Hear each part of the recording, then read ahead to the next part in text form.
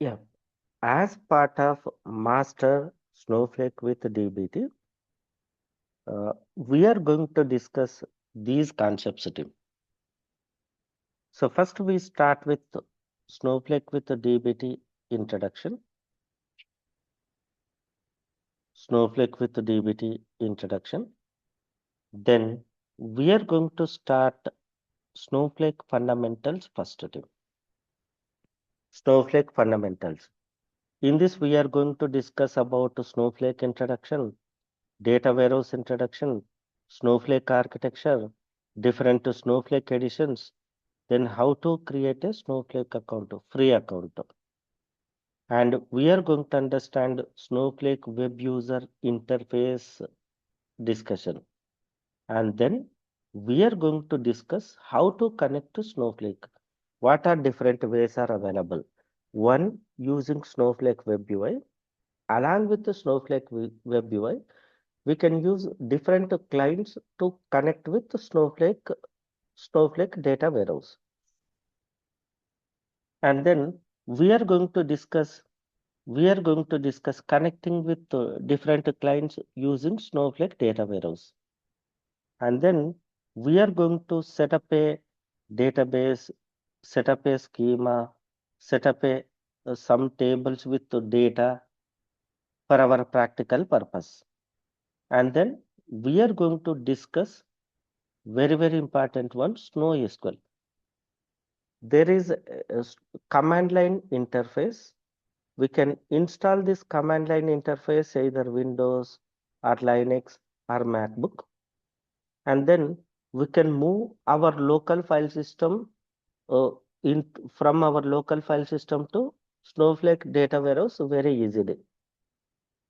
So we are going to see how to install SnowSQL in our local machine, then how to create a connection between Snow SnowSQL with Snowflake.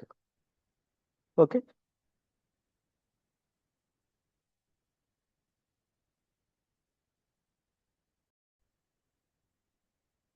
Once we complete the Snowflake fundamentals, we come to know to work with Snowflake, we need SQL.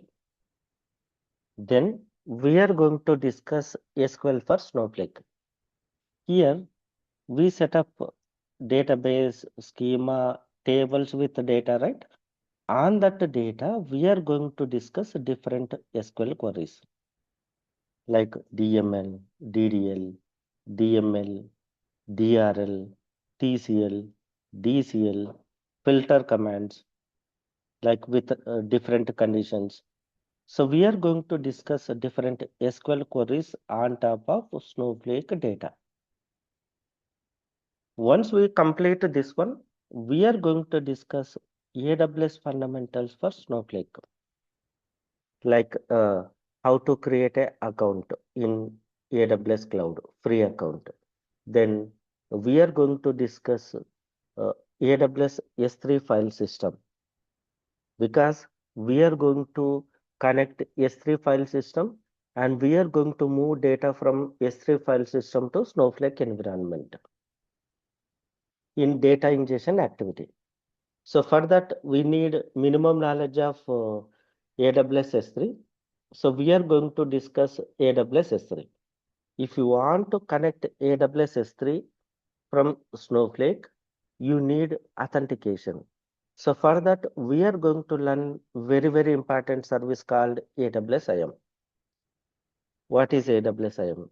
How to create users and how to create roles. How to use these concepts in our Snowflake to get access to connect with AWS S3 to read data and to move that data to Snowflake data warehouse environment. We are going to discuss very important AWS fundamentals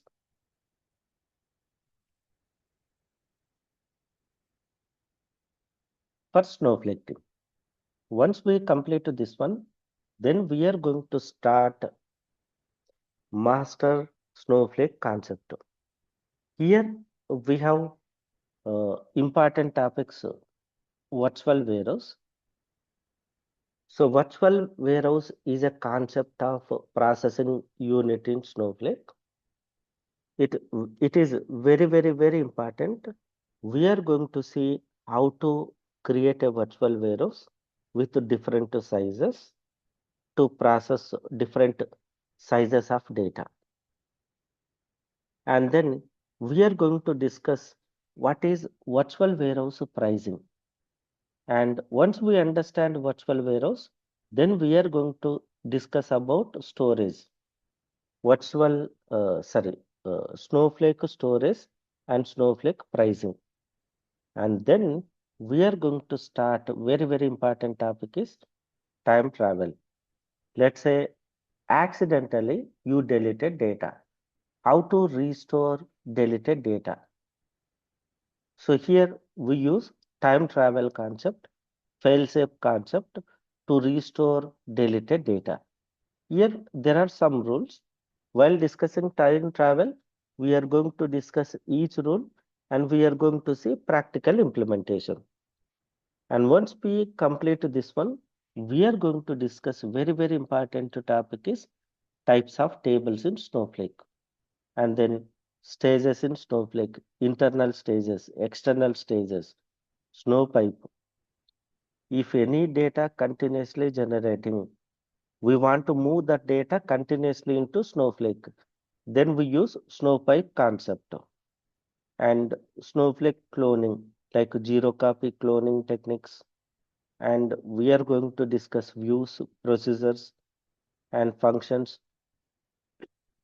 user management.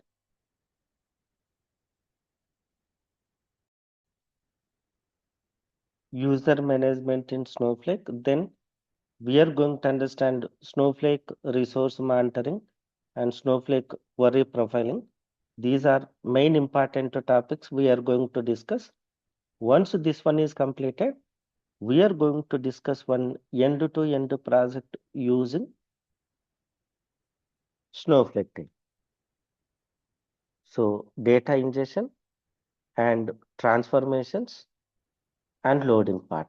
This complete end-to-end project and all the concepts with Snowflake we are going to learn. Once we complete getting hands-on this Snowflake data warehouse, then we are going to see DBT. What is DBT? Why DBT?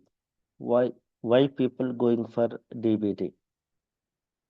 Then DBT provides a DBT cloud setup, and you need to create an account in DBT cloud, and you need to integrate DBT cloud with the Snowflake data warehouse, and then work with Snowflake concepts. Or you can install DBT into your local machine, and then you can work with different DBT concepts like DBT models. What are DBT models? How to create? And Jinja template in DBT, and unit test cases in DBT, and DBT macros. Let me take this DBT test cases last.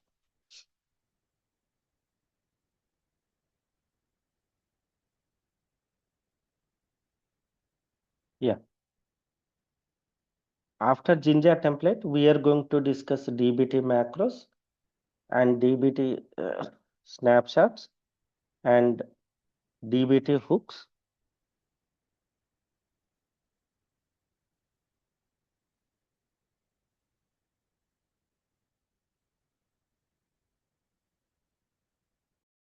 To perform transformations, we are going to use DBT models, Jinja template, DBT macros, DBT snapshots, DBT hooks, and then unit test case purpose, we are going to use DBT tests concepts.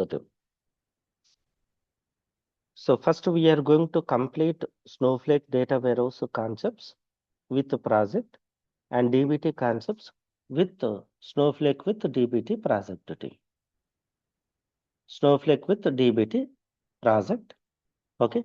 So to learn this Snowflake with DBT, you need computer basics knowledge, and you need basic SQL knowledge, and any cloud,